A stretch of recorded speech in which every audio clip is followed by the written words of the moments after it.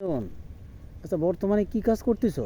ধান কাটা কাজ করি। আচ্ছা, বর্তমানে শ্রমের মূল্য কেমন আছে? সারাদিনে ধান কাটতে একজন লোক কত সারাদিনের টাকা? শ্রমের মূল্য একজন মানুষ প্রতিদিন কাজ করার হচ্ছে মানে 1200 টাকা করে পড়ে। একজনের শ্রমের মূল্য হচ্ছে 1200 টাকা। পার ডে 1200 টাকা? হ্যাঁ, প্রতিদিন। বাবা, সে তো অনেক টাকা। হুম। সে কয়- তুলনায় কৃষক হতাশ, হুম, কারণ লাভবান নেই। হুম, ধানের দাম কম হওয়া হুম, থাকায়। আহ, ধানের মূল্য কম কিন্তু শ্রমের মূল্য বেশি হয়ে হুম। যাচ্ছে, তাই তো? যে কারণে কৃষক ক্ষতিগ্রস্ত হচ্ছে, ক্ষতি এটাই তো বলতে চাচ্ছ? হয়।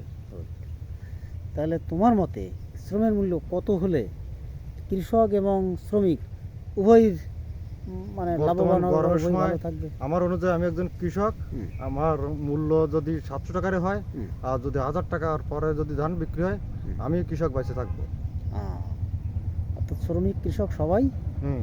ভালোভাবে বাঁচতে পারবে, হুম। তাই তো? ধন্যবাদ তোমাকে।